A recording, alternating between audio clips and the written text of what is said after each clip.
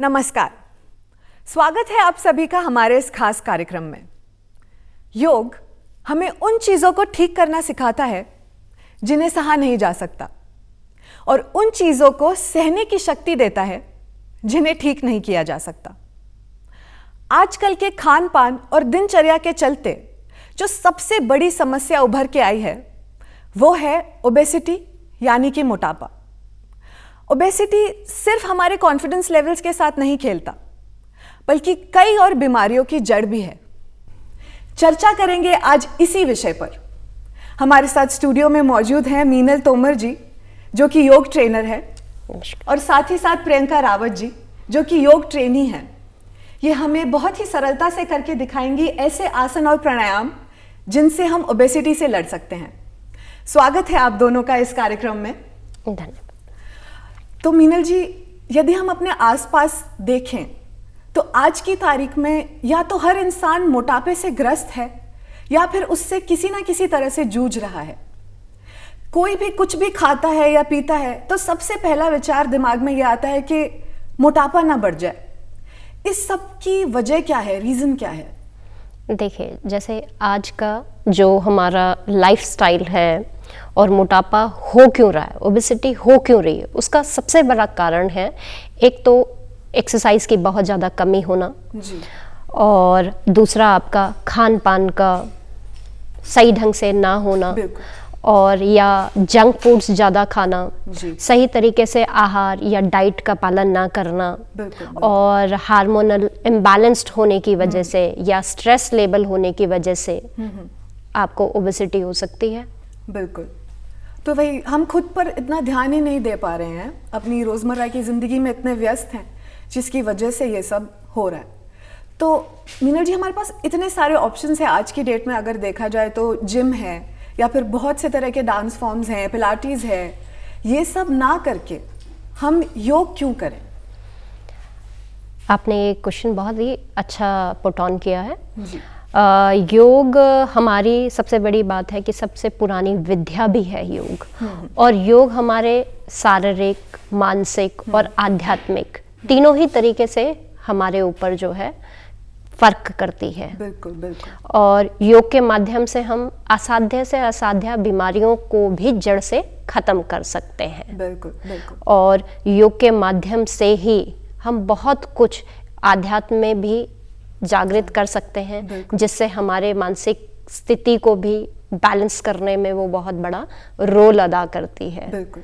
और जैसे hormonal imbalanced मोटापा का सबसे बड़ा कारण भी है, तो योग के माध्यम से वो भी बहुत जल्दी से हम क्योर कर सकते हैं। तो बिल्कुल, शारीरिक समस्याओं के साथ साथ हमें मेंटली भी बहुत पीस देता है योग, जो कि शायद बाकी की एक्सरसाइजेस नहीं दे पाती हैं। हाँ जी। आपने बात की हार्मोनल डिसबैलेंसेस की, तो हार्मोनल डिसबैलेंसेस की अगर बात करें तो मोटापे से रिलेटेड एक चीज़ ध्यान आती है, थायराइड। तो जो लोग थायराइड से ग्रस्त होते हैं उनमें देखा जाता है कि मोटापा काफ़ी तीव्रता से बढ़ जाता है। तो योग में ऐसे भी आसन हैं जो कि हमें इसमें मदद कर सकते हैं? बिल्कुल, बेशक है। जब कम हम योग में थायराइड को केयर करते हैं तो स्पेशली थायराइड के लिए ही कुछ आसन्स जो बने होते हैं वो हम उन पेशेंट्स को कराते हैं। थायराइड दो तरीके से होता है, एक आपका हाइपर होता है, एक हाइपो होता है। एक में आपका वजन बढ़ता रहता है और एक में आपका घटता रहता है। तो हम बात कर रहे हैं ओबेसिटी की और थायराइड की, तो ये दोनों मिक्स्ड हैं। इससे भी मोटापा ज़्यादा से ज़्यादा बढ़ जाता है। हाँ। तो जैसे हम थायराइड है उसको क्योर कराने के लिए हम सर्वांग आसन करा सकते हैं, आपका विपरीत करणी मुद्रा करा सकते हैं, मत्स्य आसन करा सकते हैं, उष्ट्रासन करा सकते हैं, उज्जाई प्राणायाम करा सकते हैं। इवन हम कई बार इस चीज़ को प्रेशर पॉइंट्स और मुद्राओं के माध्यम से भी क्योर कर सकते हैं। तो ओबेसिटी से लड़ने के लिए स्पेसिफिकली हम कुछ आसन देखें अभी? हाँ जी, करके बिल्कुल। हम आज आपको ओबेसिटी से रिलेटेड ही आसन बता रहे हैं जो मैक्सिमम फैट को रिड्यूस करने में, बर्न करने में आपकी पूरी तरीके से हेल्प करता है। तो ये बिगिनर भी कर सकते हैं और अच्छे अभ्यासी भी कर सकते हैं, क्योंकि practice made the man perfect. अब आप देखेंगे, पहला आसन हम करा रहे हैं हस्त उत्थान आसन और पाद हस्तासन। ठीक है। पहले सांस को भरते हुए हाथों को ऊपर करेंगे, जितना आप भाग जा सकते हैं जा सकते हैं। सांस को बाहर छोड़ते हुए फॉरवर्ड बेंडिंग,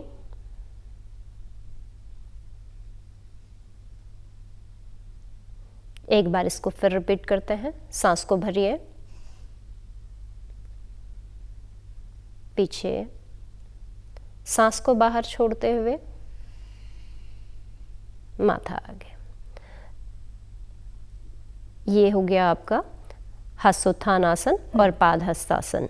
तो हस्त उत्थान आसन उन लोगों को नहीं करना चाहिए जिनको सर्वाइकल की दिक्कत हो, माइग्रेन की प्रॉब्लम हो, क्योंकि ऐसा बैक में करने जाने की वजह से कई बार उनको स्ट्रोक आ सकता है या चक्कर आने की भी प्रॉब्लम होती है। तो उन लोगों को ये नहीं करना चाहिए। और फॉरवर्ड बेंडिंग का जैसे आपने आसन देखा है कि पाद हस्तासन है, तो ये पेट के लिए तो इफेक्टिव है ही, और उन लोगों को नहीं करना चाहिए जिनकी कमर में बहुत ज़्यादा दर्द है, क्योंकि इससे क्या होता है, वो आसन करने की वजह से उनका कमर दर्द जो है वो बढ़ सकता है। बिल्कुल। तो इसमें कुछ सावधानियां भी हैं, किनको करना चाहिए किनको नहीं करना चाहिए। जी।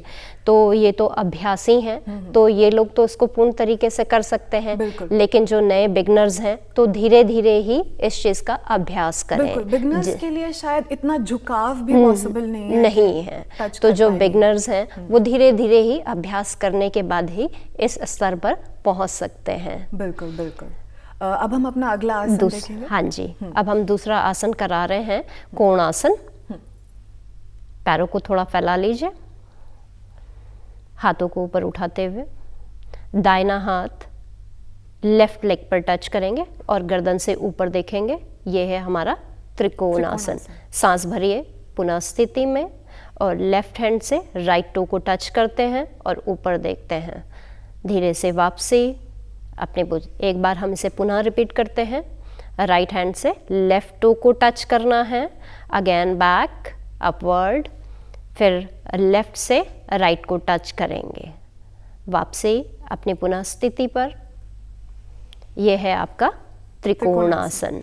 तो ये त्रिकोणासन आपका जो एक्स्ट्रा फैट होता है, बेली फैट होता है, साइड्स में जो फैट होता है उस पर ज़्यादा वर्क करता है, और आपकी हेमस्ट्रिंग पर भी ज़्यादा वर्क करता है। आपकी पीठ की मांसपेशियों को खिंचाव करता है, जिससे ये फ्लैक्सिबल होती है। इवन आपका वेस्ट साइज, जैसे कि आजकल गर्ल्स 0 फिगर पे ज़्यादा ध्यान देती हैं, तो वो चीज़ पर वर्क ज़्यादा करता है। तो ये था आपका त्रिकोणासन। जी, इसे हर उम्र के लोग कर सकते हैं? करने को तो हर उम्र के लोग ही इसको कर सकते हैं, लेकिन जिनको फॉरवर्ड बेंडिंग करते हुए ज़्यादा दिक्कत होती है तो वो उसे धीरे धीरे करें, ज़्यादा झुक कर नहीं करना है। क्योंकि कमर दर्द की अगर किसी को दिक्कत है तो वो बढ़ सकती है ऐसे में, तो उस चीज़ का थोड़ा सा विशेष ध्यान रखेंगे। अपना अगला आसन पर जाएंगे। हाँ जी, अब तीसरा आसन हम फैट के लिए ही कर रहे हैं। इसमें धीरे से आप दंडासन की स्थिति में आ जाइए। इसे कहते हैं हम चक्की चालन। पैरों को थोड़ा सा खोल लीजिए। पैरों को हम स्थिति जब ज़्यादा अभ्यासी हो जाते हैं तो पैरों की स्थिति को हम ज़्यादा और फैला सकते हैं। अन्यथा जो जैसे बिगनर्स हैं वो पैरों को शोल्डर के अकॉर्डिंग या जितना आप कंफर्ट फील करते हैं उतना ही खोलिएगा। ठीक है, हाथों को दोनों को लॉक करना है। अब हमको सांस छोड़ते हुए फॉरवर्ड आना है और सांस को भरते हुए पीछे की ओर जाना है। इस तरीके से पूरा सांस बाहर छोड़िए, फॉरवर्ड बेंडिंग, पूरा सांस लीजिए, बैक बेंडिंग, पूरा सांस छोड़िए, फॉरवर्ड बेंडिंग, और पूरा सांस लीजिए, बैकवर्ड। इसे कहते हैं चक्की चालन। रिलैक्स। ये आसन है आपका चक्की चालन। मीनल जी, ये ओबेसिटी में तो हेल्प करता ही है, पर और भी कोई ऐसी चीज़ है जिसमें ये चक्की चालन हेल्प करता है? हाँ जी, इससे क्या होता है, हमारे पेट के जो मसल्स हैं वो एक्टिव हो जाते हैं। जी। सबसे बड़ी बात है, पेट को टोन करता है और हमारी जितना है पाचन शक्ति को भी बढ़ाता है, जिससे हमारी जठराग्नि भी प्रदीप्त होती है, जो कि हमारे खाने को पचाने के लिए मेन आवश्यक है। बिल्कुल बिल्कुल। अब हाँ अगले आसन पर जाते हैं। अगले आसन के है, दूसरा आसन है अब पश्चिम उत्तान आसन।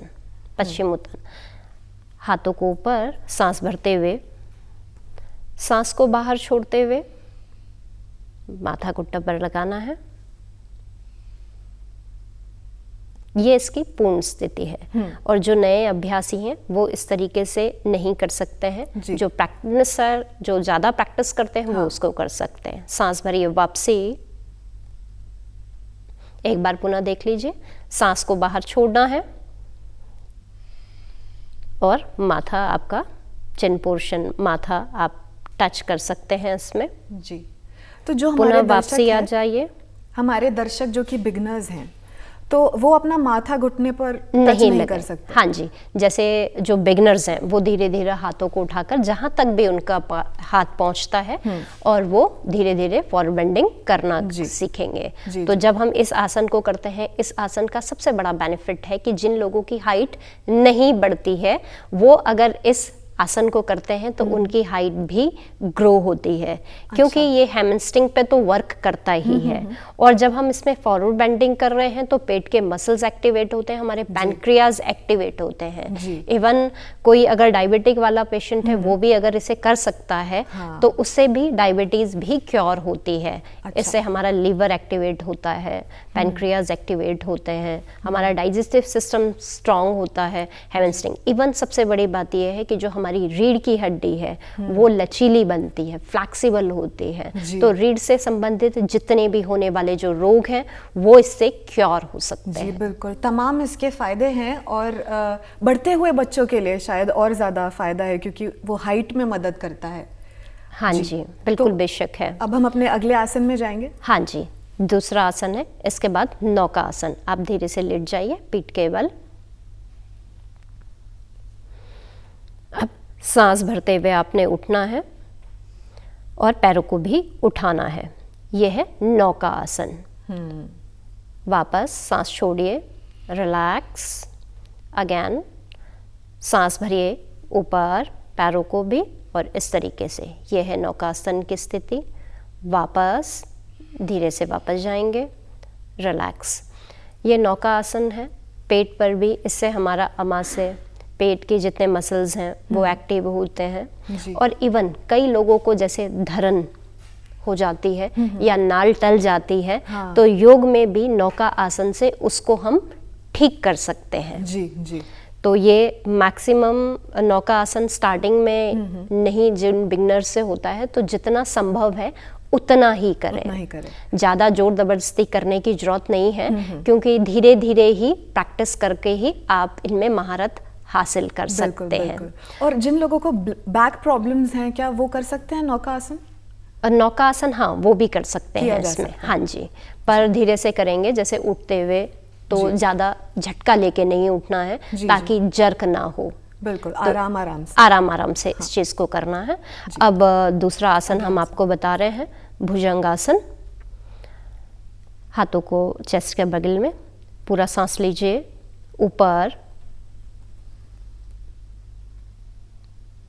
धीरे से वापसी, शशांकासन। अगेन भुजंगासन। अगेन शशांकासन। रिलैक्स। अब ये हमने गतिशीलता से दो आसन किए, भुजंगासन और शशांकासन। तो भुजंगासन से हमारे पेट, कंधे, चेस्ट पोर्शन सारे ये स्ट्रांग होते हैं। और पेट के लिए जब हम ओबेसिटी की बात कर रहे हैं तो मैक्सिमम फोकस हमारा पेट पर ही है। और सारी मांसपेशियों को ये खिंचाव करता है। जो एक्स्ट्रा जो आपका फैट बढ़ गया है, बल्की हो गया है या टायर के फॉर्म में है, तो वो स्ट्रेच होने से भी फर्क पड़ता है उस पर। तो बैली फैट को कम करने के लिए ये काफ़ी मददगार करता है। और जैसे ही शशांक आसन की पोजीशन में ये गए हैं, तो शशांक आसन से वज्रासन का भी बेनिफिट आपको मिल रहा है। और रिलैक्सेशन भी हो रहा है, क्योंकि जब हम कभी बैकवर्ड, ये इसका काउंटर पोज भी कह सकते हैं हम लोग भुजंगासन का, क्योंकि जब से ही हम भुजंगासन जाते हैं तो हमारी मांसपेशियां जो है पीछे की ओर ज़्यादा खिंचती हैं। तो उसको सही फॉर्म में लेके आने के लिए भी हमें फॉरवर्ड बेंडिंग करना अति आवश्यक है। तो उस वजह से ये, और वज्रासन की स्थिति में बैठने से हमारा ब्लड सर्कुलेशन जो है बहुत अच्छा हो जाता है। और जब हम वज्रासन ही एक ऐसा आसन है जो आप खाना खाने के बाद भी कर सकते हैं। अन्यथा और कोई आसनों को आप खाना खाने के बाद नहीं कर सकते हैं, वो चीज वर्जित है। अब दूसरे आसन की ओर हम आते हैं। पैरों को फोल्ड कर लीजिए, दोनों हाथों से होल्ड करना है। सांस भरते हुए ऊपर पैरों को और हाथों को, धीरे से सांस छोड़िए, वापसी। एक बार पुनः इसको हम करते हैं। सांस भरिए ऊपर, यह आपका धनुरासन जी। रिलैक्स। तो इसमें भी पूरा जोर जो है वो हमारी लोअर बैक और बैक पर पड़ रहा है। हाँ जी। तो जो बैक प्रॉब्लम्स वाले भी इसको भी कर सकते हैं? हाँ आराम जी, से? वो इसको बहुत अच्छे से कर सकते हैं क्योंकि ये उसको क्योर करता है। जैसे हमारा थैरेसिक है, लंबर है, तो उसको बहुत ज़्यादा क्योर करता है ये। बैक पेन के लिए मैक्सिमम, जब सुबह किसी को बहुत ही ज़्यादा पेन है तो वो इस आसन को ना करे। तो इसके जो बेसिक आसन है जैसे मकरासन है, शलभासन है, वो कमर दर्द के लिए उसको कर सकते हैं जी। तो धीरे धीरे अभ्यास करने के बाद ही इसे कर सकते हैं। मीनल जी, ये जो धनुरासन है, हाँ कौन से मेन पॉइंट्स हैं जहाँ पर ये असर डालता है? धनुरासन से एक हमारी धरन और नाभि तो होती ही है, ठीक, ये भी उसमें बहुत बड़ा रोल अदा करता है। प्लस हमारे पैनक्रियाज है, अमाशय है, यकृत है और लार्ज इंटेस्टाइन, स्मॉल इंटेस्टाइन है, उसको एक्टिव करता है जी। उनके जितने होने वाले रोग हैं उनको सही करता है। जैसे बाइल जूसेस हैं, उनको सिक्रेट करने में भी हमारी मदद करता है। और फैट को रिड्यूस करता है क्योंकि खिंचाव पड़ता है काफ़ी। चेस्ट पोर्शन है, आपका शोल्डर पोर्शन है, उनमें खिंचाव पड़ता है तो वो भी सुदृढ़ होते हैं। और इवन हमारी जैसे ही हम सांस भरते हैं तो ज़्यादा से ज़्यादा ऑक्सीजन जो है हमारे लंग्स पर जाती हैं। जब हम इनहेल ज़्यादा करते हैं, गहरा करते हैं योग में, तो माइक्रोकॉन्ड्रिया में ऑक्सीजन जाकर एनर्जी क्रिएट करते हैं। वो एनर्जी जब क्रिएट होती है तो उससे भी हम फैट रिड्यूस करने में हेल्प हो जाती है। जी, वही तो योग में श्वास भरना और छोड़ना बहुत आवश्यक होता है। इसकी वजह क्या है कि सांस हम अंदर ले रहे हैं फिर छोड़ रहे हैं, हम ऊपर जाते हुए लें, नीचे आते हुए छोड़ें, ये इतनी स्ट्रिक्टनेस योग में क्यों होती है श्वास से रिलेटेड?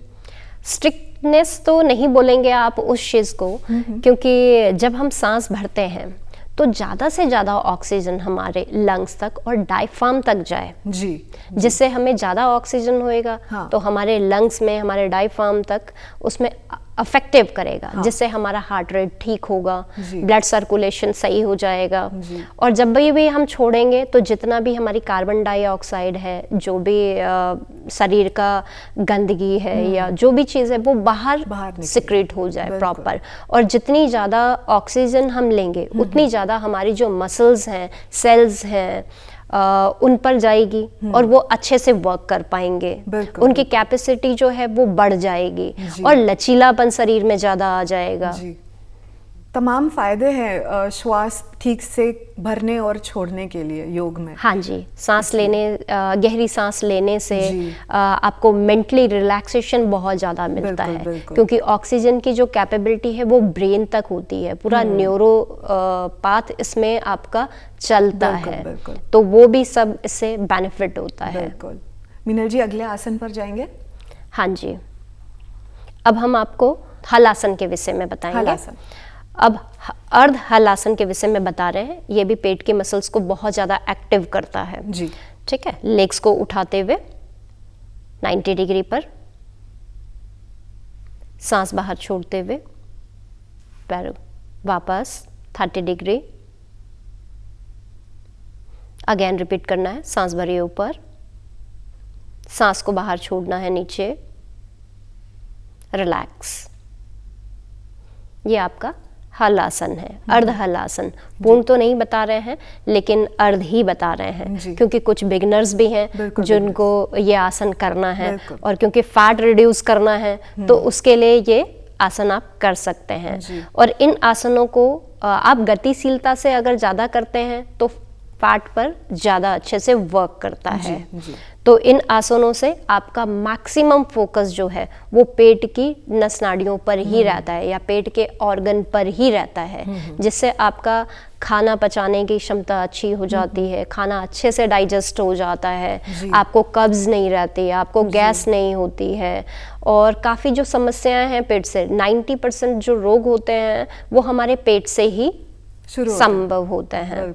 तो उन सब चीज़ों का इससे भी निदान अच्छे से हो जाता है। और लोअर एब्डोमेन पर ये काफी असर करता है, तो वहाँ के अराउंड जो फैट है उसको रिड्यूस करने में मदद करता है। बिल्कुल बिल्कुल बिल्कुल, चाहे आपका साइड का फैट हो या आपका बैली फैट हो जो या बल्कि है, उसको क्योर करने में ये बहुत ज्यादा मदद करता है। हाँ जी जी। अगला आसन, अब इसको लेग रोटेशंस को हम कर सकते हैं जी। अब दोनों लेग्स को उठाइए और रोटेट करिए, सांस छोड़ते हुए नीचे, सांस भरते हुए ऊपर। पहले आप इसको क्लॉकवाइज करेंगे, फिर एंटी क्लॉकवाइज, एंटी क्लॉकवाइज,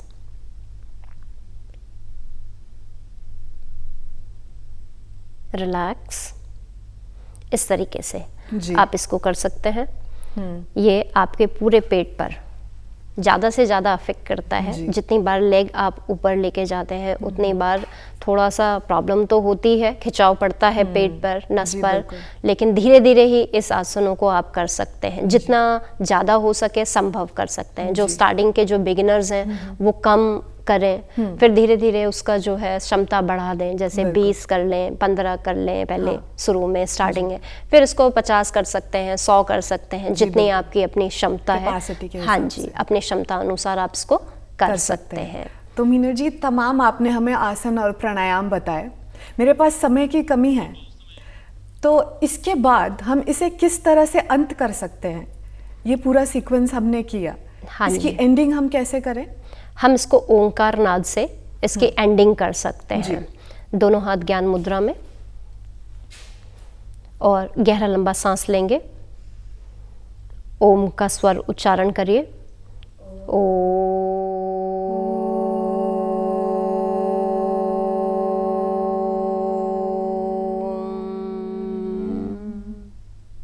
दोनों हथेलियों को आपस में रब कीजिए, आंखों पर लगाइए एंड रिलैक्स। मीनू जी, सिर्फ ओमनाद करने से ही अंदर पीस और शांति महसूस होती है?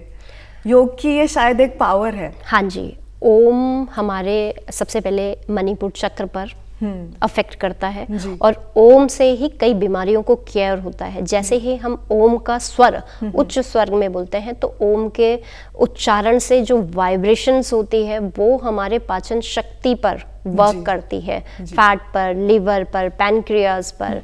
फिर जब हम आ ऊ म से इसको करते हैं तो जब हम ऊ बोलते हैं तो थायराइड ग्लैंड पर एक्टिवेट होता है और थायराइड में भी इसको फर्क पड़ता है। फिर म का जब हम उच्चारण करते हैं तो भ्रामरी भी हो जाती है एक तरीके से, जो मेंटली हमारे मेंटली रिलैक्सेशन में बहुत ज़्यादा सहयोग करती है। तो ओम के माध्यम से ही हम काफ़ी बीमारियों को जो है क्योर कर सकते हैं। जी बिल्कुल। मीनल जी, आपने इतनी सारी बातें बताई, हमें ये सारे आसन इतने सरलता से बताए, उसके लिए आपका बहुत बहुत धन्यवाद। प्रियंका जी, आपका बहुत बहुत धन्यवाद। तो देखा आपने दर्शकों कि हम किस तरह घर बैठे ओबेसिटी से ना सिर्फ लड़ सकते हैं बल्कि उसे जड़ से मिटा सकते हैं। अगले अंक में आप लोगों से फिर मुलाकात होगी किसी और योग ट्रेनी के साथ, किसी और विषय पर। तब तक के लिए मुझे और मेरी टीम को इजाजत दीजिए। धन्यवाद।